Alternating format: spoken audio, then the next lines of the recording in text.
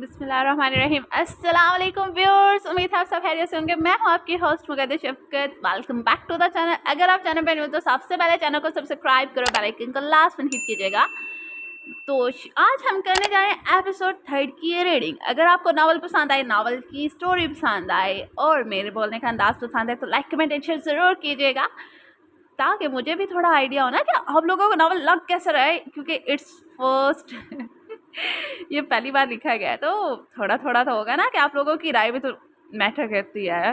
Novel نیم قلب زر از قلم, اردو ناولز آرشیو ایمی رائٹس. تو شروع کرتے ہیں آج کی ایپیسوڈ سے. مگر اس سے پہلے ایک بات کہنا چاہوں گی کہ 2 ایپیسوڈ اس کی ہو چکی ہیں اور کافی سیکنڈ ایپیسوڈ میں کافی کچھ ریویل ہوا ہے, مگر آج والی ایپیسوڈ میں جو ہونے والا ہے نا وہ تو دھماکے دار ہے.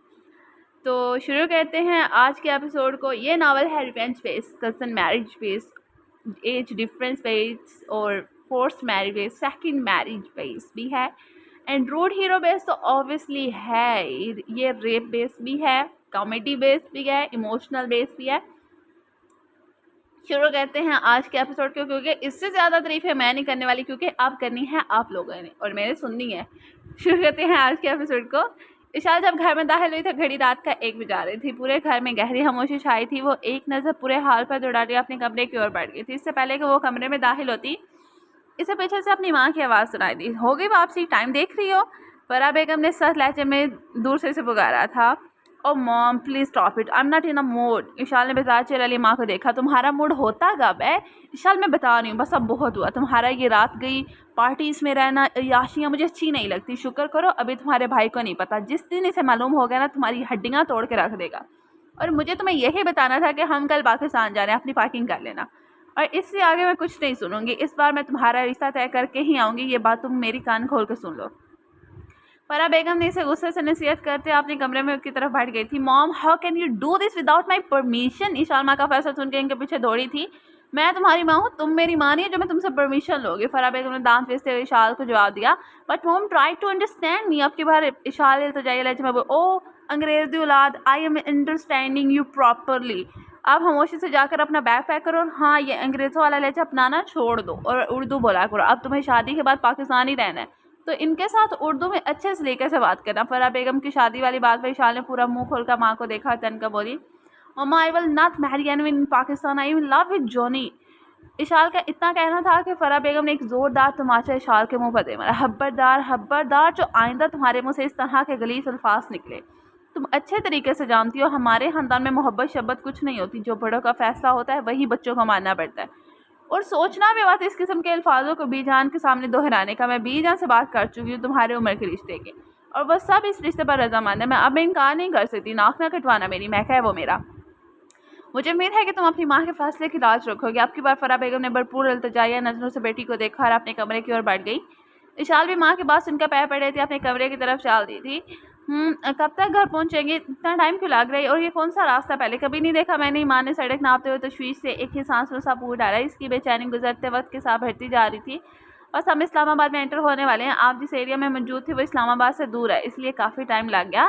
آپ ریلیکس رہیں, میں آپ کو آپ کے گھر بحفاظت پہنچاؤں گا. ایمان نے ایمان کی تفتیش کو جانچتے ہوئے جواب دیا تھا. بہت دیر ہو گئی ہے, گھر میں سب پریشان ہو رہے ہوں گے.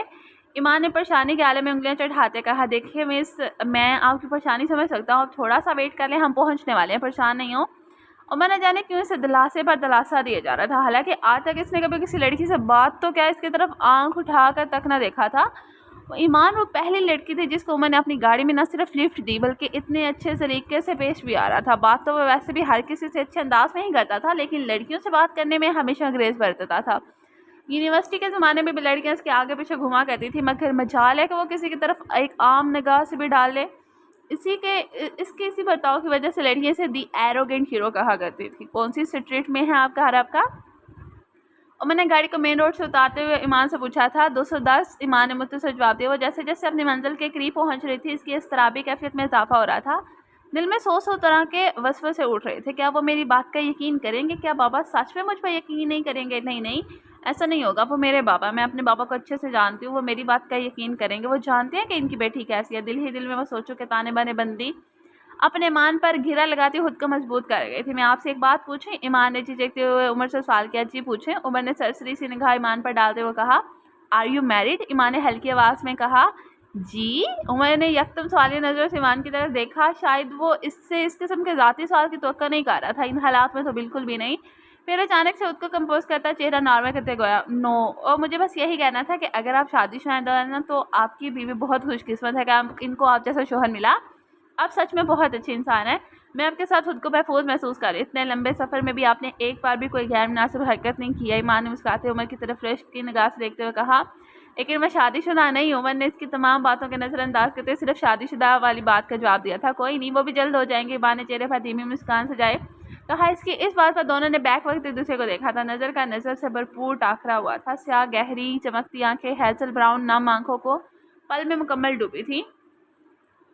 دلوں میں عجیب سا شور اٹھا تھا جس سے دونوں ناچنا تھے۔ عمر کی دھڑکنوں کا تسلسل پل میں ٹوٹتا پھر سے جڑا تھا، ایک خوشگوار احساس روح تک سرایت کر گیا تھا۔ دل نے چاہا کہ یہ لمحہ ٹھہر سا جائے اور وہ بس ایسے ہی سے مسکراتا دیکھتا جائے۔ آنکھوں میں تیری جب پہلی بار جھانکا تھا، دل نے کہا یہ لمحہ صدیوں کا فسانہ تھا۔ یہی حال ایمان کا بھی تھا، جسے زندگی میں پہلی بار کوئی مرد دل کو پایا تھا، مگر موجودہ حالت کی وجہ سے اس احساس کو کھل کر محسوس نہ کر سکی۔ جب سے وہ دونوں سفر کر رہے تھے، ایسا پہلی بار تھا کہ دونوں نے مساوی ایک دوسرے کو دیکھا تھا، وگرنہ اگر ایک نظر اٹھا کر دیکھتا تو دوسرا نظروں کے زاویہ بدل لیتا یا پلکوں کی باڑھ گرا جاتا، اور یہی تو سچی نشانی تھی ان دونوں کے بایا اور باقاعدہ رہنے کی۔ بس یہیں پر روکتے ہیں، یہی میرا گھر۔ ایمان نے فوراً سے نظریں موڑتے اپنے دائیں ہاتھ کی انگلی سے ونڈ شیلڈ کے پار نظر آتے بنگلے کی طرف اشارہ کیا جو دکھنے میں کافی عالیشان نظر آ رہا تھا، اور میں نے اس کے انگلی کے طاقت میں دیکھا گاڑی وہیں روک دی۔ اس بنگلے کے حال کو دیکھ کر عمر کے لیے یہ اندازہ لگانا آسان تھا کہ ایمان ایک کھاتے پیتے گھر سے تعلق رکھتی ہے جو پہلے ہی ایمان کی ڈریسنگ سے کافی حد تک لگا چکا تھا۔ تھینک یو سو مچ، میں آپ کا یہ احسان کبھی نہیں بھول پاؤں گی اور نہ ہی شاید اتار پاؤں گی۔ آپ نے میری بہت زیادہ مدد کی، آپ نہ ہوتے تو نہ جانے کیا ہوتا۔ ایمان نے تشکر بھری نگاہیں لیے عمر کو دیکھا جو اس سے نظر چراتا سامنے دیکھ رہا تھا۔ آپ آئیں نا پلیز اندر، بابا سے ملے، میرے بھائی سے بھی ملے، وہ بہت خوش ہوں گے آپ سے مل کر۔ آفٹر آل آپ نے میری جان بچائی ہے، ماں نے چہکتے انداز میں کہا۔ لہجہ مان سے بھرا تھا، جیسے اسے اس بات کا وثوق ہو کہ اس کا باپ اور بھائی اس کی کہیں ہر بات پر آنکھیں بند کر کے یقین کریں گے۔ اس معصوم لڑکی کو اس پل کوئی خوف کوئی پریشانی لاحق نہ تھی، اس وقت تو جیسے زندگی معمول کے مطابق لگنا شروع ہو گئی تھی، مگر وہ اس ظالم دنیا کے جابر قانون سے بے خبر تھی کہ اندر اس کے نام کے دانے لگ کر برحاس بھی ہو چکی تھی، اور اس کی زندگی کا فیصلہ اس کی غیر موجودگی میں ہی طے کر دیا گیا۔ نو تھینک یو سو مچ، مجھے اب چلنا چاہیے۔ اب میں آلریڈی کافی لیٹ ہو چکا ہوں، آپ اندر جائیں، جب تک آپ انٹر نہیں ہو جاتی نا میں یہیں پر ہوں۔ ماں نے بھی اس کی بات کا زیادہ احسان نہ کیا اور گاڑی سے اترتی اپنے گھر کی جانب بڑھ گئی، دروازے کی بیل دیتی اب دروازہ کھلنے کا انتظار کرنے لگی تھی۔ چند سیکنڈ انتظار کرنے کے بعد اسے جب کوئی آہٹ محسوس نہ ہوئی تھی، اس نے دوبارہ گھر کی بیل بجائی۔ اب کی بار اس نے بے چینی سے گھر کے گارڈ کو بھی ساتھ ہی آواز لگا دی تھی، اکو بابا دروازہ کھولے، میں ہوں ایمان، مگر اندر کی جانب سے کوئی جواب موصول نہ ہوا تھا۔ اب اسے پریشانی لاحق ہونا شروع ہو گئی تھی۔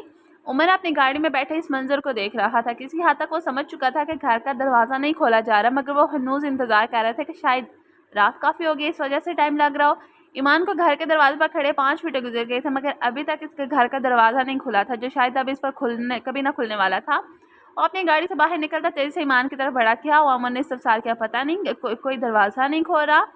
ایمان کو اب حقیقتاً پریشانی نے آن گھیرا تھا۔ آر یو شیور یہ آپ ہی کا گھر ہے؟ عمر نے سوالیہ نظروں سے اس کی جانب دیکھا، کیونکہ کہ یہ اس کا گھر ہوتا تو کب کا دروازہ کھولا جا چکا ہوتا۔ جی میں اپنے گھر کو کیسے بھول سکتی ہوں، یہ میرا ہی گھر ہے، دیکھیں نمبر پلیٹ بھی لگی ہوئی ہے۔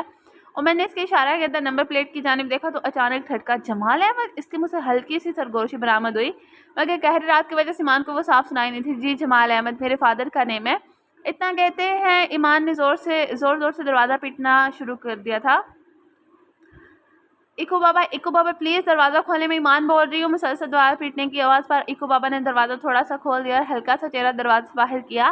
شکر ہے اکو بابا آپ نے دروازہ تو کھولا، کب سے میں دروازہ بجا رہی ہوں، کہاں تھے آپ؟ ایمان کا لہجہ نارمل تھا، جو تھوڑی سی پریشانی اور دروازہ کھلنے پر ہوئی تھی، اور اب بھی دروازہ کھلتے دیکھ رفع ہو چکی تھی۔ اور جی ایمان بھی میری آنکھ لگ گئی تھی جی، اکو بابا نے چہرے پر شرمندگی سے جائے کہا، مگر دروازے سے پیچھے نہ ہٹا۔ کوئی بات نہیں، راستہ دے، مجھے اندر جانا ہے۔ ایمان نے اکو بابا کو راستے سے ہٹتے نہ دیکھ کر ہاتھ سے ہٹنے کا اشارہ کیا۔ وہ جی میں نہیں ہٹ سکتا۔ کیوں؟ اب کی بار ایمان کو حیران ہوئی تھی۔ معذرت بی بی جی، مگر بھائی صاحب کا حکم ہے۔ اکو بابا نے شرمندگی سے چہرہ موڑا۔ کیا حکم ہے ان کا؟ ایمان نے سوالیہ نظر سے اکو بابا کی طرف دیکھا جو شرمندگی سے چہرہ جھکا گئی۔ بی بی جی آپ بس یہاں سے چلی جائیں، آپ اس وقت اندر نہیں جا سکتی۔ کیا کہہ رہے ہیں اکو بابا؟ میں کیوں نہیں اندر جا سکتی؟ یہ میرا گھر ہے، اس آدھی رات کو میں باہر کہاں کھڑی رہوں گی؟ مجھے اندر جانے دیں پلیز۔ کیا ہو گیا آپ کو؟ کس قسم کی باتیں کر رہے ہیں آپ؟ ईमान को जैसे इक्कू बाबा की तमाम बातें मजाक लग रही थी। इसके तो वहम घुमा में भी ये सब ना था। बीबी जी देखें, आप जाएं अभी यहाँ से, अभी मैं आपको अंदर नहीं जाने दे सकता। जमाल साहब ने सख्ती से मना किया। इक्कू बाबा ने इतना कहती हड़बड़ी में दरवाज़ा बंद करने की कोशिश की। बात तो सुने इक्कू बाबा की, ये क्या कह रहे हैं आप। ईमान ने बंद होते दरवाजे को हाथ का धक्का देकर फिरती से खोला। ईमान के हाथ पाँव इक्कू बाबा की बात पे मुकम्मल फूल चुके थे। वो जो साथ दुरानी की बातों के नज़रअंदाज कर गई थी, अब इसे हकीकत सब हकीकी मालूम होने लगा था, मगर दिल था कि अभी भी मानने को राजी ना था। ये क्या था मजाक है इक्कू बाबा, प्लीज़ मुझे अंदर जाने दे। ईमान ने अब चिटकर इनसे कहा। आपके बार उमर को मामले की नौयत थोड़ी थोड़ी समझ आने लग गई थी। ईमान को हाथ के इशारे से पीछे करता वो इक्कू बाबा के सामने हुआ। क्या वजह अंदर न जाने देने की। उमर ने आईब्रो उचका के सवालिया नजरों से इक्कू बाबा को देखा। आप कौन। इक्कू बाबा ने उमर को सरता पैर आंखें फाड़ते गुर का देखा। उन्हें हैरानी हुई कि इस आधी रात को ईमान बीबी के साथ ये लड़का कौन है। क्या जो शफा बीबी कहकर गई थी वो सच है। क्या वाकई ईमान बीबी। इक्कू बाबा के दिमाग में अचानक मुख्तलिफ सवालात उभरे। मैं इन्हें छोड़ने आया था घर तक, अब प्लीज़ इन्हें अंदर जाने दे, रात बहुत हो गया। जी नहीं, ये अंदर नहीं जा सकती। अब की बार इक्कू बाबा का बात करने का अंदाज बदला था। कड़े तेवरों से साधता पैर ईमान को जांचते उन्होंने कहा। इनके चेहरे से ये बात वाज़ह हो रही थी कि वो भी इन सब बातों को सच समझ बैठे थे जो शफा कह कर गई थी। क्यों नहीं जा सकती आपके बारे। ईमान मजीद परेशानी और गुस्से से चलाते बोली। देखिए ईमान बीबी, जमाल साहब ने सख्ती से मना किया कि अगर आप इस घर की दहलीज पर अब दोबारा कदम रखें तो मैं वाज़ह तौर पर आपको कह दूं कि मैं आपको नहीं जानता। ऐसे कैसे मैं आप मुझे नहीं जानते। इक्कू बाबा मैं ईमान हूँ। ईमान ने चीखते हुए कहा। जी बीबी जी, मैं समझ रहा हूँ आपकी बात, मगर शायद आप मेरी बात नहीं समझ रही। देखे, मैं ये नहीं कहना चाहता था, मगर आपको वाज़ेह अल्फाज में समझा देता हूँ। अब की बार इक्कू बाबा ने साहब गोई से काम लेते हुए एक हफ्की भरी नजर उमर भर डाली थी। जमाल साहब का कहना है कि अब जब भी आप इस घर की दहलीज पर आएँ तो मैं आपसे कह दूं कि मैं आपको नहीं जानता। मैं तो क्या, इस घर में मुझे कोई फ़र्द आपको नहीं जानता, ना इन सब का आपसे कोई ताल्लुक है। अल्फाज थे यहाँ तीर जो ईमान के दिल मार के खुबे। थोड़ी शदीद गुस्से से वो चला उठी थी। ऐसे कैसे आप मुझे नहीं जानते। मैं ईमान अहमद जमाल हूँ। अब हटे, मुझे रास्ता दे। मैं इससे ज़्यादा मजाक बर्दाश्त नहीं कर सकती। हद होती है हर एक काम की। किस किस्म की बातें कर रहे हैं आप मुझसे। ईमान ने धक्का देने के अंदाज में दरवाज़ा खोलने की कोशिश की, जिसे इक्कू बाबा ने मजबूती से दोबारा थामा और जवाबन शदीद बरहमी का इजहार करते हुए गोया हुए। देखिए मोहतरमा, मैं आपका लिहाज कर रहा। मैंने आपसे कह दिया कि इस घर के मालिकों का हुक्म है कि आपको इस दहलीज के अंदर दाखिल ना होने दिया जाए। आपकी बार ईमान के इक्कू बाबा के इस अंदाज पर ठड़की। इसके पाँव साकिन हुए और हल्का सलब से दावा। क्यों। ईमान आंखों में नमी लिए इसने इक्कू बाबा की तरफ देखते हुए पूछा। वजह आप बखूबी जानती हैं बीबी जी। इक्कू बाबा ने चेहरे का रुख मोड़ते हुए जवाब दिया। क्या वजह है सबकी, मैं नहीं जानती। पूरी बात बताएं मुझे इक्कू बाबा। अब की बार ईमान के लहजे में नमी। जमाल साहब बहुत खफा हैं आपसे ईमान बीबी। वो आपकी शक्ल तक नहीं देखना चाहते। इनके नज़दीक अब कभी इनकी बेटी थी ही नहीं। रात का 3 बज रहे और आप अब लौट रही हैं, वो भी अनजान मर्द के साथ। ये बात वो बर्दाश्त नहीं करेंगे और कभी आपको इस घर में रहने की इजाज़त नहीं देंगे। इक्कू बाबा ने उमर को तलखी से घूरा था। आप किसी गैर मर्द के साथ बाहर रात गुजार कर आएंगे। जमाल साहब तो क्या, कोई भी इज्जतदार बाप ये बर्दाश्त नहीं कर सकता। आपने जो हरकत की है ना, इसने आपके बाप का सर हमेशा के लिए झुका दिया। इक्कू बाबा ने कड़े तेवरों से उमर की तरफ देखते हुए बोला। जो झूठ मैं नहीं मानती, ये सब मेरे बाबा ने कहा है। तुम सब के साथ मिले हुए, मुझे अपने बाबा से मिलना है। हटे, मुझे रास्ता नहीं, मैं इन्हें बताऊंगी सब सच। मुझे पता है वो मेरा यकीन करेंगे। तुम भी इन सब के साथ मिल गए हो ना। तुम नहीं चाहते मैं अपने बाबा को मिलूँ। तुम सबका साथ सामने आए, इसलिए ऐसी हरकतें कर रहे हो ना। अब की बार ईमान ने गला फाड़ के चीखते हुए कहा। चीखती चलाती दरवाजे को जोर से खोलने की कोशिश करती कोई छर लड़की मालूम हो रही थी और एक जोरदार धक्का वो इक्कू बाबा को देती हुई भारी होते कदमों संभालती घर की दहलीज पार करने के लिए कामयाब हो गई थी। लड़खड़ाते हुए घर के अंदर कदम रखते ही साथ ही इसने ज़ोर ज़ोर से चलाना शुरू कर दिया। बाबा कहाँ हैं आप। देखे, मैं आ गई। हाल में गूंजती आवाज़ ईमान की नमदार आवाज़ से सभी बाहर आ गए। जो क़यामत इस घर पर टूटी थी। इसके बाद इस घर में सोया ही कौन था। यही वजह थी कि इसने ज़ोरदार आवाज़ में पुकारने पर सब शोर सुनते बाहर आ गए। मेरे ख्याल में मोहतरम आपको भी अंदर चलना चाहिए। इक्कू बाबा ने सख्त लहजे में उमर को मुखातिब किया था। मुझे क्यों। उमर सवालिया नजरों से इक्कू बाबा की तरफ देखते हुए खोया हुआ। आपका अंदर जाना बहुत ज़रूरी दिया। हर कोई ईमान बीबी को बेगुनाही की गवाही भी तो देनी है ना। चलिए आप भी। इक्कू बाबा ने नसीहती अंदाज में उमर को हाथ का इशारा करके अंदर आने को कहा। उमर इनके इस अंदाज पे हैरान तो हुआ, मगर फिर छोटे छोटे कदम उठाता न जाने की सोच के तहत घर के अंदर दाखिल हो गया। शायद वो इस घर में कभी दाखिल ना था अगर इसे मालूम ना होता कि ये घर जमाल अहमद का है। आखिर को जमाल अहमद से रिश्ता भी तो ऐसा था। और आज किस्मत ने उमर को इस शख्स की दहलीज पे ला खड़ा किया था। उमर के दिल ने हसरत की इस शख्स को एक बार देखे जो इस वक्त बेटी की दी जाने वाली जल्लत से ज़माने के सामने मुंह के बल गिरा था। शायद वो भी तमाशाई बन के जमाल अहमद के झुके सर को देखने आया था। बाबा देखें मैं आ गई। माँ ने अपने घर की दहलीज पर कदम रखते हुए घुटन से भरे लहजे में कहा। दर्द का गोला था जो इसे अपने गले में फंसता महसूस हुआ। हाल के वक्त में अपने बाप को साकन खड़ा देखकर इसे अपने गले में दर्द भरी चुभन महसूस हुई। दिल जोर से धड़का था। वो अपने बाप से लिपट कर अपना काम हल्का करना चाहती थी, وہ اس محفوظ حصار کی تلاش میں تھی جو اسے دنیا کی غلیظ نظروں سے اور ارادوں سے بچاتا تھا۔ وہ اپنی ماں کی آغوش چاہتی تھی جو اس سے پیار کی طلبگار تھی، جو اسے صرف اس کے پورے جہاں کے اس کی ماں دے سکتی تھی۔ وہ اس آغوش میں کسی ننھے بچے کی طرح چھپ جانا چاہتی تھی۔ وہ اپنے بھائی کے سہارے کے منتظر تھی جو اس پر پڑنے والی غلیظ نظروں کو پھوڑ ڈالتا اور اس کا محافظ بنتا۔ وہ کہنا چاہتی تھی کہ اسے اس وقت اپنوں کی اصل ضرورت تھی۔ امید بھرے جذبات لیے وہ باہیں پھیلائے اپنے باپ کی طرف لپکی، آنکھوں سے آبشار پھوٹ پڑی تھی۔ وہ زندگی میں پہلی بار اس قدر روئی تھی، ہاں وہ اس قدر شدت سے پہلی بار روئی تھی اپنے ماں باپ کو سامنے دیکھ کر۔ اسے ظالم کے کہے گے الفاظ گئے، وہ تمہیں نہیں اپنائیں گے، دل نے شدت سے نفی کی تھی۔ آخر ایک باپ کیسے کر سکتا اپنی بیٹی کے ساتھ ایسا؟ دل کے گواہے بابا بابا، ایمان کے منہ سے الفاظ ادا نہیں ہو رہے تھے، اسے اپنے ساتھ چکراتا اور محسوس ہے اسے کچھ ہوش نہیں تھی گردگی سے، اس وقت صرف اپنے باپ کا سپاٹ چہرہ دکھائی دے رہا تھا، باقی سارا منظر دھندلا تھا۔ اس سے پہلے کہ وہ اپنے باپ سے لپٹتی اور ان کی گوش میں چھپ جاتی، ان سے کہتی کہ ان کی بیٹی کو اس وقت سب سے زیادہ ضرورت ہے ان کی، اس سے پہلے ایک سناٹے دار تھپڑ اس کے دائیں گال پر پڑا اور وہ جو دوڑتی ہوئی انہیں سے لپٹنے والی تھی اپنا وزن برقرار نہ رکھ سکی اور بائیں جانے پڑے میز سے ٹکرا کر بلال کے قدموں میں جا گری۔ اس تھپڑ کی گونج سے وہاں پر موجود ہر فرد اپنی جگہ لرز اٹھا۔ آج جماعت صاحب نے پہلی بار اپنی اس بیٹی پر ہاتھ اٹھایا تھا جسے اگر کبھی معمولی سے کھانسی بھی آ جاتی تھی نا تو وہ پورا گھر سر پر اٹھا لیا کرتے تھے۔ ایمان فرش پر ساکن کپ کپاتا وجود لیے اس ہونے والی افطار کو سمجھنے کی کوشش کر رہی تھی کہ بلال نے اسے بازو کی چوڑی سے پکڑ کر زبردستی کھڑا کیا اور بے دردی سے پیچھے کی جانب دھکا دے دیا، جس سے وہ کسی کٹی پتنگ کی طرح پیچھے کو کھینچتی چلی گئی اور دروازے سے داخل ہونے والی عمر کے قدموں میں جا گری تھی جو وہاں کھڑا معاملے کی نزاکت کو سمجھنے کی کوشش کر رہا تھا۔ عمر نے پھٹی آنکھوں سے اپنے سامنے کھڑے ان تمام افراد پر نظر ڈالی جو غضبناک نظروں سے اب عمر کو دیکھ رہے تھے۔ اس نے دونوں ہاتھ بڑھا کر عمر کو کندھوں سے پکڑ کر وہ مشکل کھڑا گیا تھا۔ نظر اس حسینہ کے چہرے پر پڑی جس کی رنگت اب سفید دھودیا سے سرخ نیلی ہو چکی تھی، گال پر 5 انگلیوں کے نشان پیوست ہو چکے تھے۔ تھپڑ کی شدت سے ایمان کا ہونٹ بری طرح زخمی ہو چکا تھا، یا شاید جماعت صاحب کے ہاتھوں کی انگلیوں میں موجود مرد کی انگوٹھی ایمان کے ہونٹ پر پھر گئی تھی۔ خون بہہ کر تھوڑی تک لکیر کھینچ چکا تھا۔ اس پڑنے والے تھپڑ اور خوف سے ایمان کے پورے جسم کے ساتھ ساتھ چہرہ بھی بھرپور کانپ رہا تھا۔ اس کی حالت دیکھ کر عمر کے دل میں تکلیف اٹھی تھی، شاید احساس ہمدردی کی وجہ سے یا کوئی اور وجہ تھی۔ اس سے پہلے کہ وہ کچھ بولتا بلال نے گردار آواز میں اسے للکارا، تم اس گندگی کے ڈھیر کو لے کر فوراً ہمارے گھر سے نکل جاؤ، اس سے پہلے کہ میں غیرت کے نام پر تم دونوں کو قتل کر ڈالوں۔ اپنے بھائی کے الفاظ پر ایمان دوبارہ ہوش میں لوٹی جو روتی ہچکولے کھاتے وجود کے ساتھ عمر کو ہی دیکھ رہی تھی۔ ذہن الفاظ دہرائے، گندگی کا ڈھیر۔ اس نے چہرہ موڑتے اپنے بھائی کو دیکھا جو چیر پھاڑ دینے والی سرخ نگاہوں سے ان دونوں کو ہی دیکھ رہا تھا۔ بھائی؟ ایمان کے منہ سے بمشکل نکلا۔ خبردار اگر مجھے بھائی کہا تو بلال نے اتنی گرجدار آواز میں کہا کہ پاس کھڑی فضا تک کام گئی۔ ایمان نے امید بھری نظروں سے اپنے باپ کو دیکھا، پھر ماں کو۔ بابا بابا میں آپ کی بیٹی ہوں، ایمان نے روتے ہوئے کہا۔ بیٹی؟ تم ہماری بیٹی نہیں ہو، مجھے تو یہ سوچ کر بھی گھن آتی ہے کہ میں نے تمہیں جنم دیا۔ اس بار آسیہ بیگم کراہیے سے بھرے لہجے میں بولی۔ اماں خدا کا واسطہ ایسے تو نہ بولیں بابا، بابا پلیز کچھ بولیں نا، میں بیٹی ہوں آپ کی، آپ مجھ سے پوچھیں نا کہ میں کہاں تھی، کیسی تھی آپ کی بار۔ ایمان نے بلند آواز میں روتے ہوئے دور سے ہی باپ کو پکارا جس میں اتنی ہمت نہ تھی کہ پھر سے فاصلہ طے کرتے تک جاتی۔ ایمان کی امید ابھی بھی شاید باقی تھی، تھپڑ کھانے کے بعد بھی اسے یقین تھا کہ اس کا باپ اس کے لیے باہیں پھیلا دے گا، مگر یہ اس کا وہم تھا۔ آسیہ اس نحوست کو میرے گھر سے نکلواؤ، میں اس کا وجود اپنے پاکیزہ گھر میں برداشت نہیں کر پا رہا، جماعت صاحب نے تلخ مگر گہرے لہجے سے کہا تھا۔ ایمان اپنی جگہ ساکن سی ہو گئی تھی، اب نہ وہ رو رہی تھی یا نہ ہی کوئی صفائی دے رہی تھی، وہ تو صرف ان الفاظ میں الجھ گئی تھی۔ نحوست، گندگی کا ڈھیر۔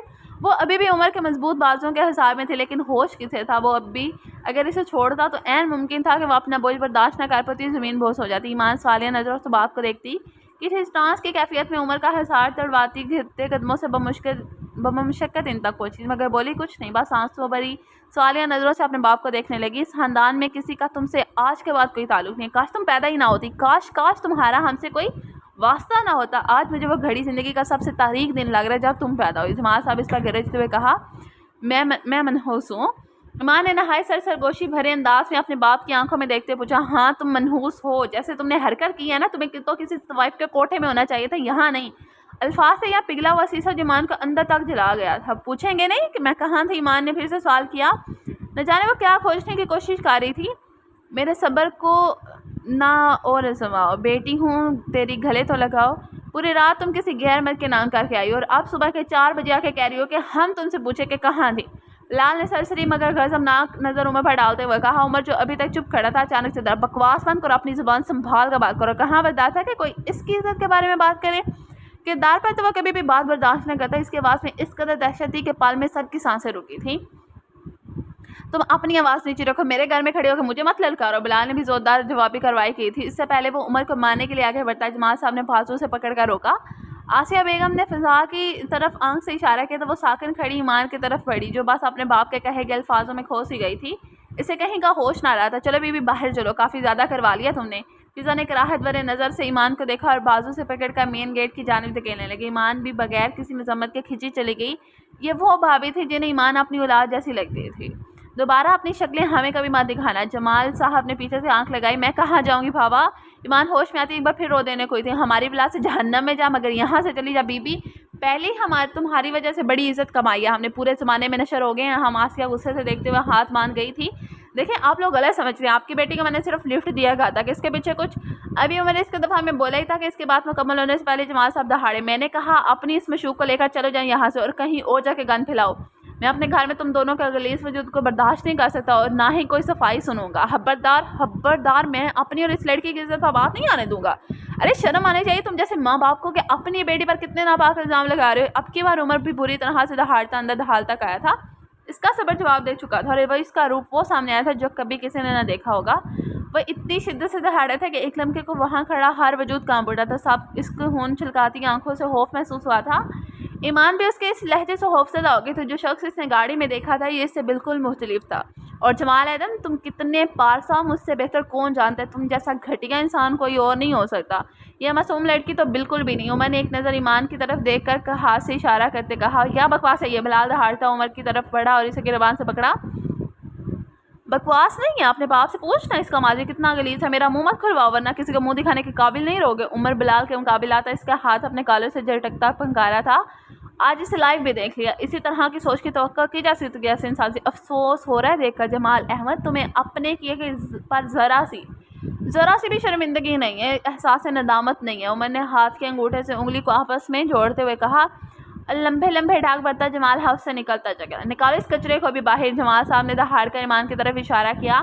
بلال ایمان کو گھسیٹتا ہوا باہر لے آیا اور مین گیٹ سے باہر دھکا دے دیا۔ وہ بھی مین گیٹ کے ریمپ سے پھسلتی سڑک کے بیچوں بیچ جا گری تھی۔ بھول کر بھی اس دروازے تک دوبارہ مت آنا، ہمارا کوئی واسطہ نہیں ہے تم سے آج کے بعد۔ بلال نے نفرت بھرے لہجے میں سڑک کے وسط پر بے سود پڑی ایمان سے کہا جو کچھ بھی سوچنے سمجھنے کی صلاحیت۔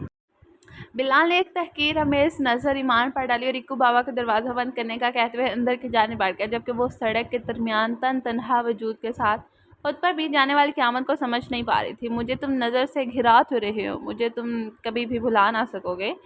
نہ جانے مجھے کیوں یہ یقین ہو چلا ہے، میرے پیار کو تم مٹا نہ سکو گے، میری یاد ہوگی جدھر جاؤ گے تم، کبھی نغمہ بن کر کے، کبھی بن کے آنسو، تڑپتا مجھے ہر طرف پاؤ گے تم۔ شمع جو جلائی ہے میری وفا نے، بجھانا بھی چاہو بجھا نہ سکو گے، مجھے تم نظر سے گرا تو رہے ہو، مجھے تم کبھی بھی بھلا نہ سکو گے۔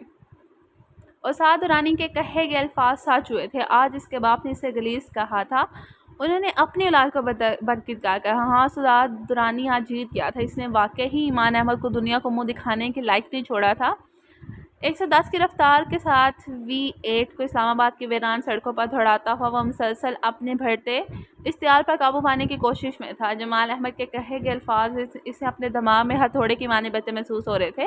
غصے اور ضبط کی شدت سے عمر کی گردن اور کن پٹی کی رگیں نمایاں ہو رہی تھی، چہرہ لال بھگولا ہو گیا تھا۔ میں بدکردار ہوں، تم کیا ہو جمال احمد؟ عمر نے اپنے اشتعال پر قابو پاتے ہوئے بائیں ہاتھ کی انگلیوں سے کن پٹی کو مسلا اور ایک گہرا سانس لیا۔ بدلہ تو تمہیں چکانا ہوگا جمال احمد، جو تم نے کیا اس کا بدلہ میں ضرور لوں گا، پہلے نہ صحیح اب صحیح۔ عمر نے اپنے غصے پر مزید قابو پاتے دانت کھچکھچاتے ہوئے خود سے عہد کیا۔ بادلوں کی زوردار گرج سے وہ اپنے خیالات سے باہر آیا تھا۔ اچانک اس کے ذہن میں ایک اور خیال نے گھر کیا، جس کے تحت اس نے ایک ہی جس میں گاڑی کو گھر سے مخالف سمت پر گھما دیا۔ گاڑی جمال احمد کے گھر کے باہر جا کر رکی تھی۔ ونڈ سکرین کے پاس دکھتا نیلے میکسی میں ملبوس وہ بکھرا وجود ابھی تک سڑک کے عین بیچوں بیچ کسی مجسمے کی ضمانت پڑا تھا۔ عمر نے اسے دیکھتے ہوئے ایک سرد آہ بھری اور گاڑی سے نکلتا اس کی جانب بڑھا۔ اس کے قدم ایمان کے پاس جا کر ٹھہرے تھے۔ ایمان کو اپنے قریب کسی وجود کا احساس ہوا، نظریں پاس کھڑے وجود کے سفید جاگر سے ہوتی نیلی پینٹ اور پھر سفید شرٹ پر پڑتی پرکشش چہرے پہ آ رکی تھی۔ اسے اپنے قریب دیکھ کر ایمان ایک بار ٹھٹکی، پھر سکون میں آ گئی تھی، جیسے کسی پرائے دیس میں کوئی اپنا سا مل گیا ہو، جیسے کسی بھیڑوں سے بھرے جنگل میں کوئی محافظ مل گیا ہو، جیسے ڈوبتے کو تینکے کا سہارا مل گیا ہو۔ بالوں کی زوردار گرج کے ساتھ بارش چلکی تھی۔ عمر نے اپنا دایاں ہاتھ پینٹ کی پاکٹ سے نکالتے ایمان کے سامنے پھیلا دیا۔ ایمان نے اپنے سامنے پھیلے ہاتھ کو دیکھ کر دوبارہ عمر کے چہرے کی طرف دیکھا۔ اس نے اپنی جانب سوالیہ نگاہوں سے دیکھتے بولا، موسم بہت خراب ہے، چلو۔ کہاں؟ ایمان کی زبان سے یہ بمشکل لفظ ادا ہوا اور ساتھ ہی آنکھوں میں پھنسا آنسو ایک جھٹ سے پلکوں کی بار توڑتا گھال پر بہ گیا۔ میرے ساتھ میرے گھر؟ عمر نے سرسری سے اسپاٹ انداز میں جواب دیا۔ ایمان کے وجود میں مسلسل حرکت نہ ہوتے دیکھ کر عمر نے اپنا ہاتھ آگے بڑھا کر ایمان کی دائیں کلائی مضبوطی سے اپنے ہاتھ میں تھامی اور سہارا دیتے ہوئے اسے سڑک سے اٹھایا۔ عمر کی نظر اس کے وجود پر پڑی جو مسلسل کام رہا تھا۔ اس نے اپنا نیلا کوٹ اتار کر ایمان کے کندھوں پر پھیلایا دیا اور اسے اس کا ہاتھ تھامے گاڑی کی طرف بڑھا تھا۔ ایمان بغیر کسی مزاحمت کے اس کے ہاتھ کھینچی چلی گئی۔ گاڑی کی فرنٹ سیٹ کا دروازہ کھول کر اس نے ایمان کی کلائی کو اپنے مضبوط ہاتھ سے آزاد کیا اور گاڑی میں بیٹھنے کا اشارہ کیا۔ بیٹھو۔ عمر کے کہنے پر ایمان نے اس کے چہرے کو دیکھا جو اسپاٹ تھا، بغیر کسی تاثر کے۔ وہ شاید اس کا چہرہ ورنا چاہتی تھی، اس کے ارادے جانا چاہتی مگر ناکام رہی تھی، جو عموماً ہر شخص ہی رہتا تھا۔ Don't worry, you are safe. Umar اس کی نظروں کا مطلب سمجھتے ہوئے گویا۔ اس کے جواب پر قدرے مطمئن ہوتی ایمان نے آہستگی سے گاڑی میں بیٹھ گئی۔ اپنی نشست سنبھالتے عمر نے گاڑی سٹارٹ کر دی تھی اور ایک فاتحانہ نظر جمال ہاؤس پر ڈالی۔ ایک نظر، آخری بار ایمان نے نظر اٹھا کر جمال ہاؤس کو دیکھا، تکلیف سے آنکھیں مینچ لی۔ گاڑی اب کمال مینشن کی طرف رواں تھی۔ گل بانو، گل! صوفیہ بیگم نے حال کے مراکز میں چلتے ہوئے گل کو آواز دی۔ جی بڑی بیگم صاحبہ! گل آنکھ ملتی صوفیہ کے سامنے آئی تھی۔ عمر نہیں آیا ابھی تک؟ صوفیہ بیگم نے حیرت سے سوال پوچھا۔ جی نہیں باجی، مگر شوکی کو فون کیا ہے، صاحب جی نے کہا ہے کہ وہ صبح آئیں گے، دوستوں کے ساتھ ہیں۔ اچھا؟ صوفیہ بیگم کو حیران ہوئی، پہلے تو اتنی دیر کبھی باہر نہیں رکا، دوستوں کے پاس تو جاتا ہی کم ہے۔ وہ سوچ کر رہ گئی۔ ٹھیک ہے، میں سونے جا رہی ہوں، تم دیکھنا جب عمر آئے تو کھانا پوچھ لینا۔ صوفیہ بیگم نے حکم صادر کرتی اوپری منزل کی جانب بڑھ دی تھی جہاں ان کا کمرہ تھا۔ گیٹ کھلتے ہی گاڑی بریلی سے گراج میں داخل ہوئی۔ ایک ملازم حسب معمول رات کے اس پہر کو بھی اپنی ذمہ داری پوری کرتے ہوئے عمر کی جانب بڑھا، لیکن عمر نے گاڑی سے اترتے ہوئے اسے ہاتھ کے اشارے سے روکا تو وہ واپس کوارٹر میں داخل ہو گیا۔ عمر نے ایمان کی جانب کا دروازہ کھولا اور اسے ایک نظر دیکھ کر بولا، ہم گھر پہنچ چکے ہیں، آ جاؤ گاڑی سے باہر۔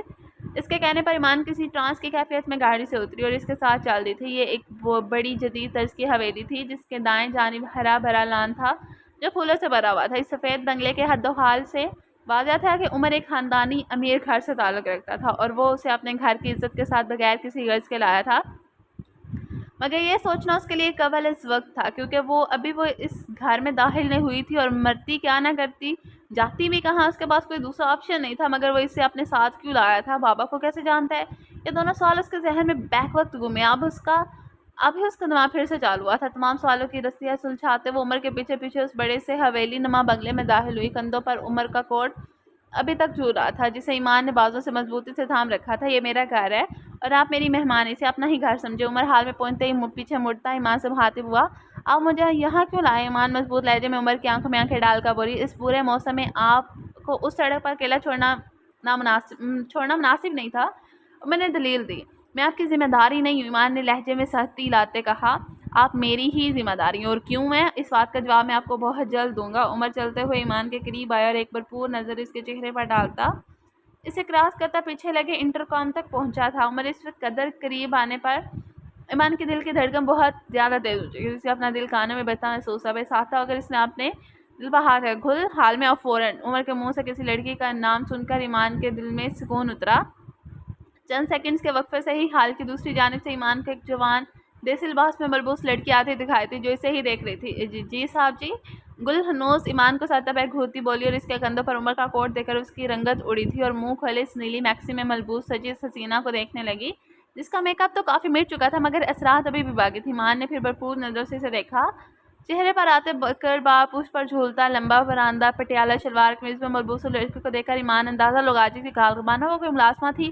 گل یہ ہماری مہمان ہیں، آج سے یہی رہیں گی، انہیں ان کا کمرہ دکھا دو اور ان کی ہر ضرورت کا خیال رکھنا، عمر نے نصیحتی انداز میں گل سے کہا۔ ایمان نے غور سے عمر کی جانب دیکھا جیسے اس کے ارادے فہمنا چاہتی ہوں کہ آخر وہ کرنا کیا چاہ رہا ہے، مگر اس بار ناکام رہی تھی۔ اس پراسرار شخص کو پڑھنا کسی کے بس کی بات نہیں تھی، حتیٰ کہ اس کی اپنی ماں بھی ناکام رہتی تھی۔ جی صاحب جی؟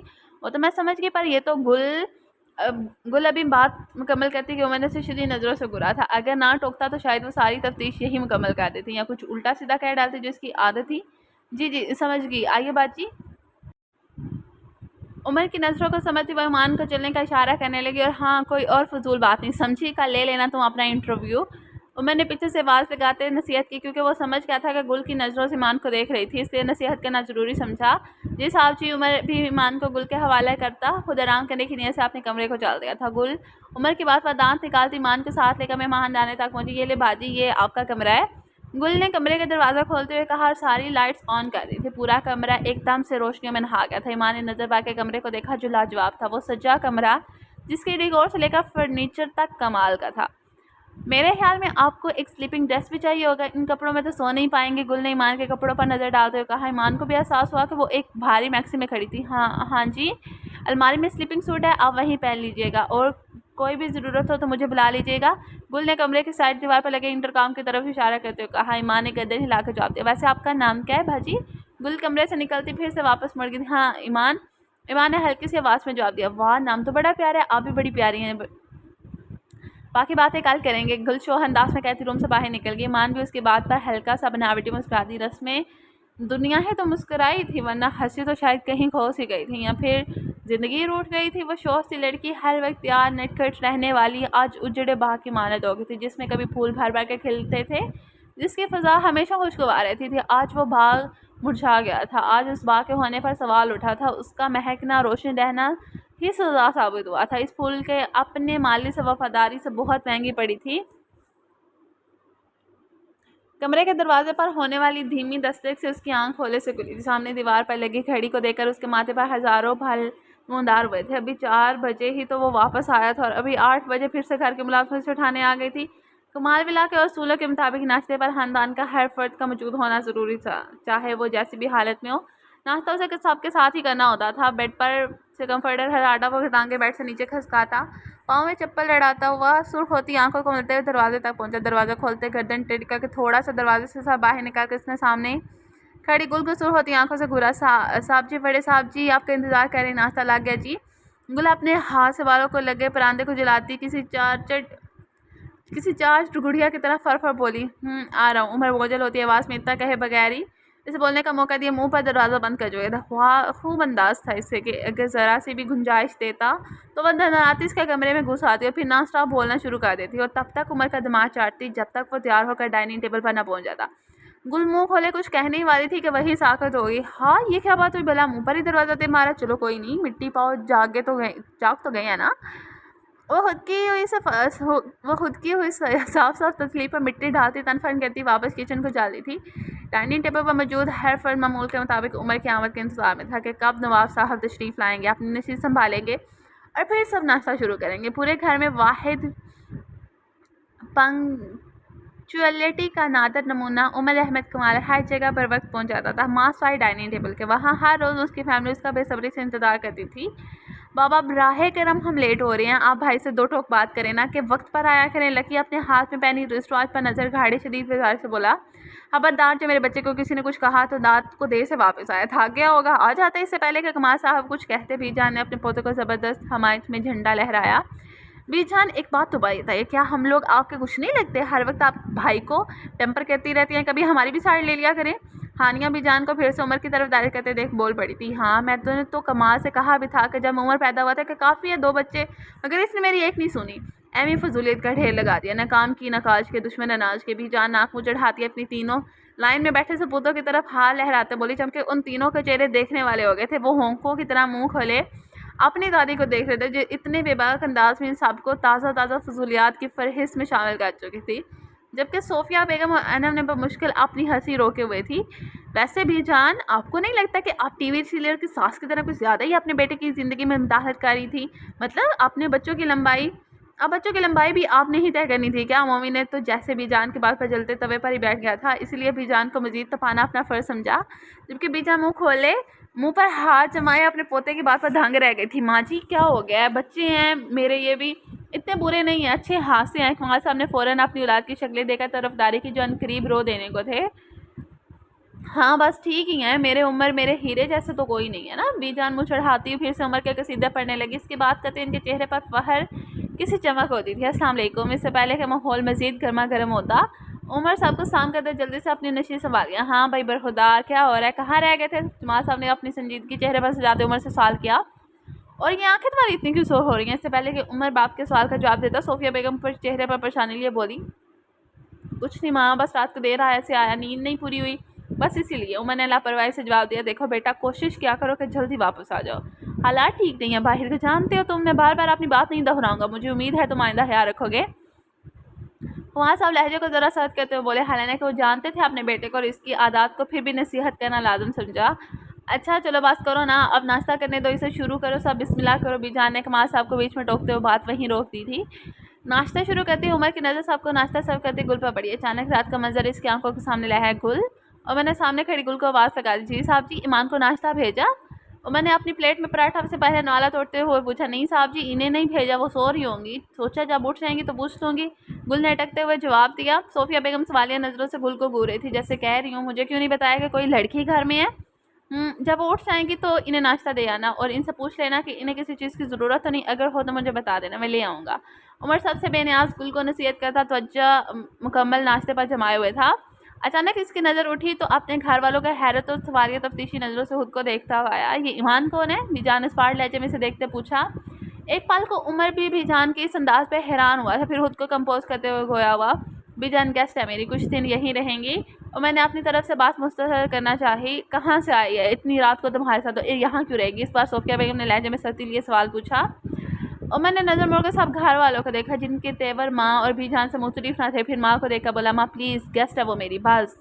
عمر پوری بات بتاؤ، کس قسم کی گیسٹ ہے؟ کمال صاحب معاملے کی نوعیت کو کسی حد تک سمجھ چکے تھے، اس لیے تصدیق کرنا چاہی۔ آخر ان کا بھی زندگی کا ایک وسیع تجربہ تھا، ہر معاملے اور حالات کو خوب سمجھتے تھے۔ آدھی رات گھر سے باہر رہنا اور پھر ایک لڑکی کو لیے واپس آنا سب کو کھٹک رہا تھا۔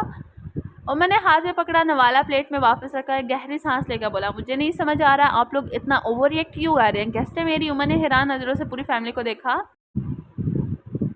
بات یہ سنگین نہیں کہ وہ تمہاری گیسٹ ہے، سمجھ آتا ہے بزنس ہے تمہارا، کوئی بھی گیسٹ آ سکے ہے، مگر رات کے پچھلے پہر کسی لڑکی کو ساتھ گھر لے آنا اچھی علامت نہیں ہے۔ بیجان نے عمر کو گہری نظروں سے دیکھا۔ اصل میں کل رات کو راؤ کی گاڑی خراب ہو گئی، میں اسے چھوڑنے گیا تھا، واپسی پر مجھے وہ سڑک پر ملی، کوئی پیچھا کھا رہا تھا اس کا شاید، میں نے اسے گھر تک لفٹ دے دی بس، لیکن اس کے گھر والے اس پر شک کر رہے، انہیں لگتا ہے کہ وہ میرے ساتھ تھی اس لیے اسے گھر سے نکال دیا انہوں نے۔ عمر نے وضاحت دی اور تم اسے اٹھا کر یہاں لے آئے۔ صوفیہ بیگم کی عمر کی بات مکمل ہونے سے پہلے شدید غصے سے بولی تو اور کیا کرتا ماں، اسے سڑک پر آدھی رات کو نہیں چھوڑ سکتا تھا نا؟ عمر نے سمجھانا چاہا۔ وہ تمہاری ذمہ داری نہیں تھی عمر، تم نے اسے لفٹ دی یہی کافی تھا، نہ جانے کون ہے آدھی رات کو کہاں سے آ رہی تھی اور تم نے اٹھا کر اسے گاڑی میں بٹھا لیا۔ صوفیہ بیگم شدید غصے میں آ چکی تھی، ان کا یہ انداز عمر نے اپنے لیے پہلی بار دیکھا تھا۔ عمر تمہیں اس لڑکی کو گھر نہیں لانا چاہیے تھا، اس حماقت کی امید نہیں تھی مجھے تم سے۔ کمال صاحب نے بڑے کرڑے تیوروں سے بیٹے کو دیکھا۔ آئی ایم سوری بابا، لیکن مجھے اسے جو ٹھیک لگا میں نے کیا۔ عمر نے باپ کو بے بسی سے دیکھ کر کہا اسے فوراً اس کے گھر چلتا کرو عمر، اب کی بار بیجان نے فیصلہ لینا، ممکن نہیں ہے کہ وہ اسے رکھیں گے دوبارہ۔ عمر نے معاملے کی نوعیت بیان کی تھی، جو بھی ہو میں اسے اس گھر میں برداشت نہیں کروں گی عمر، اسے چلتا کرو یہاں سے، اس بات سے ہمیں کوئی سروکار نہیں ہے کہ اس کے گھر والے رکھنے ہیں یا نہیں، ہماری بلا سے جہاں مرضی آئے تمہیں اسے نہیں لانا چاہیے تھا، چاہے جو بھی ہوتا، کوئی بھیڑیا سے نوچتا یا کوئی اس کی عزت لوٹتا۔ ماں بس کر دیں، عمر اچانک اپنی جگہ سے اٹھتے ہوئے غصے سے دہاڑا، اسے اپنی ماں کے کہے الفاظ سخت برے لگے تھے۔ عمر اس قدر غصے پر سب اپنی جگہ جمے تھے اور حیران نظروں سے اسے دیکھ رہے تھے، وہ اپنی ماں سے اس انداز سے بات کرے گا یہ تو کبھی کسی نے سوچا تک نہ تھا۔ بس کرے، بہت ہو گیا، وہ اس خاندان کی عزت ہے اور میں اتنا بے غیرت نہیں ہوں کہ کسی بے سہارا عورت کو یا اپنے خاندان کی عورت کو آدھی رات میں سڑک پر تنہا چھوڑاتا۔ عمر کے کہے جانے والے الفاظ نے صاحب کو جامد کیا تھا۔ کیا مطلب ہے اس بات کا کہ وہ عزت ہے اس خاندان کی؟ کیا رشتہ ہے تمہارا اس کے ساتھ؟ کمال صاحب بھی غضبناک انداز میں اپنی جگہ سے اٹھے تھے۔ بابا وہ عمر کو سمجھ نہیں آ رہا تھا کہ کیسے بتائے اس کے بارے میں کیا، وہ کمال صاحب غصے سے جلائے تھے۔ بابا وہ اس خاندان کی بیٹی ہے، بابا وہ جمال احمد کی بیٹی ہے۔ عمر نے دھیمے لہجے میں سب پر ایک اور بم پھوڑا تھا۔ کمال صاحب اپنی جگہ بے حرکت ہوئے تھے، انہیں سمجھ نہیں آ رہا تھا کہ کیا کہیں، الفاظ ایک دم منہ میں ہی دم توڑ گئے تھے۔ وہ جمال کی بیٹی ہے؟ بیجان بمشکل منہ میں عمر کے کہے الفاظ دہرائے، جبکہ صوفیہ بیگم کو تو جیسے سانپ سو گیا تھا، آج اتنے سالوں بعد اس شخص کا نام اس گھر میں دوبارہ گونجا تھا۔ بلاؤ اسے، بلاؤ عمر اسے یہاں۔ کمال صاحب نے بمشکل کہا جی بابا۔ عمر نے گل کو اشارہ کیا جو گیسٹ روم کی طرف ایمان کو بلانے کی نیت سے بڑھ گئی تھی۔ دروازہ بجنے کی آواز پر ایمان جو پہلے ہی جاگ رہی تھی بستر سے اٹھ کر کھڑی ہوئی اور جھٹ سے دروازہ کھول دیا۔ السلام علیکم۔ ایمان نے سامنے کھڑی گل کو سلام کیا۔ گل نے سلام کا جواب دی بغیر اسے سارتا پیر جانچا جو بلیک نائٹ ویئر میں کھڑی تھی، آنکھیں سوجی تھی، شاید وہ سوئی نہیں تھی۔ باہر چلو، بڑے صاحب جی بلا رہے ہیں تمہیں۔ جی مجھے بلا رہے ہیں؟ ایمان نے حیرت سے خود کی طرف اشارہ کرتے پوچھا۔ جی آپ ہی کو بلا رہے ہیں، چلیں۔ میرے ساتھ گل نے انتہائی روکھے انداز میں جواب دیا تھا۔ ایمان اسی کے انداز پہ حیران ہوئی تھی۔ تھوڑی دیر پہلے کہ اور آپ کے انداز میں حادثہ فرق تھا، ایسے کیسے جاؤں میں؟ ایمان نے گل کو مخاطب کر کے اپنا لباس لگا۔ کوئی نہیں، آ جاؤ، یہ نیلی چولی سے تو بہتر ہے، ضروری تو نہیں کہ سب کو لگے کہ تم دلہن ہو۔ گل نے پھر سے اسے ساتھ پیر کھورا۔ میک اپ مکمل صاف ہو چکا تھا، جسے واضح تھا کہ وہ فریش ہو کر کپڑے بدل کر لیٹی تھی۔ نہ جانے کیوں گل کو وہ لڑکی اب ایک آنکھ نہیں بار رہی تھی۔ صوفیہ بیگم کی جو حالت ابھی ہوئی تھی یا اکثر ہو جاتی تھی، اس کا سارا ملبہ وہ ایمان پر ڈال چکی تھی۔ حالانکہ وہ معصوم تو اس سب سے انجان بیٹھی تھی، جسے معلوم تک نہ تھا کہ وہ آسمان سے گر کر کھجور پر ڈگ چکی تھی۔ چلو، آپ گھلنے سے آگے چلنے کا اشارہ کیا۔ تھوڑی دیر میں وہ دونوں حال کے وسط میں پہنچ چکی تھی۔ ایمان اپنے دونوں ہاتھوں کی انگلیوں کو چڑھاتے سب کی سخت نظروں کو دیکھ رہی تھی جو اس پر جمی ہوئی تھی۔ کمال صاحب نے سادہ پیر اس سہمی لڑکی کا بغور دیکھا۔ آنند نے بھی کراہت بھری ایک نظر اس کے پر ڈال کر رخ موڑ لیا، اور جو اسے وہاں لایا تھا وہ اسے بے خبر بنا کر پیٹھ دکھائے کھڑا تھا۔ اس لمحے ایمان کو اپنا آپ کسی سنگین مجرم سے کم نہ لگا تھا۔ پھر خود کو سنبھالتے ہوئے اس نے سب کو سلام کیا۔ سلام کا جواب اسے ایک بزرگ عورت سے ملا تھا۔ ایمان نے انہیں بغور دیکھا، ان کے چہرے کو کہیں دیکھا ہوا محسوس ہے، مگر کہاں وہ ابھی اپنی سوچوں میں ہی غرق تھی کہ بی جان چلتی اس کے پاس آ کھڑی۔ ایمان کی گھبراہٹ اور بڑھ گئی تھی۔ بی جان نے سے سادہ پیر اس لڑکی کا جائزہ لیا جو گھبراہٹ سے کانپ رہی تھی۔ انہیں وہ لڑکی بہت سلجھی ہوئی معصوم سی لگی۔ ایمان ان کی نظروں سے مسلسل گھبرا رہی تھی۔ چلو میرے ساتھ، بی جان حاکمانہ لہجے میں کہتے ہوئے سیڑھیوں کی طرف بڑھ دی۔ ان کا ارادہ اسے اپنے کمرے میں لے جانے کا۔ بی جان اب اس لڑکی کو کہاں لے جا رہی ہیں؟ صوفیہ بیگم نے چیختے ہوئے پیچھے سے ہانک لگائی تھی۔ بی جان نے ان کی بات پر صرف انہیں سخت نظر سے گور کر دیکھا اور ایمان کو دیکھ کر بولی، چلو تم۔ پیچھے حال میں کھڑے افراد بس سیڑھیاں پر چڑھتی بی جان اور اس کے ساتھ جاتی اس لڑکی کو دیکھ کر رہ گئے تھے۔ اس گھر کی بڑی بزرگ ہی اس لڑکی کو عزت دے رہی تھی، اور اس بات پر سب حیران تھے۔ سب کو معلوم تھا کہ حتمی فیصلہ بی جان کا تھا۔ اگر وہ ابھی اسے اپنا لیں تو کسی کی مجال تک نہ تھی کہ کوئی اسے روک سکے، سماع صاحب کی بھی نہیں، اور یہی وجہ تھی کہ صوفیہ بیگم اب گھبرا رہی تھی۔ آخر ضرورت ہے اسے اپنے ساتھ لے جانے کی، یہی سے چلتا کرتی ہوں اسے۔ صوفیہ بیگم کہتی ہیں اپنے غصے کو ضبط کرتی کرسی پر ڈہ گئی تھی۔ ٹھیک کہہ رہی ہیں ماں، ہمیں بات کرنی چاہیے بی جان سے کہ آخر کیا ضرورت تھی اسے اپنے کمرے میں لے جانے کی۔ آپ کی انم نے بھی ساتھ کو سمجھانا چاہا۔ بی جان کا ایمان کے بغیر کچھ کہے اپنے ساتھ اپنی کمرے میں لے جانا گھر کے ہر فرد پر واضح کر رہا تھا کہ وہ اس کے لیے گنجائش نکال رہی ہیں، اور یہ کمال ولا کی خواتین کو برداشت ہرگز نہ تھا، خصوصاً صوفیہ بیگم کو۔ وہ وجود جس کے سائے سے بھی وہ آج تک بھاگتی آئی تھی، اس کی جیگتی جاگتی نشانی کو اپنے سامنے اپنے ہی گھر میں رہتے دیکھنا ان کے لیے قطعاً آسان نہ تھا۔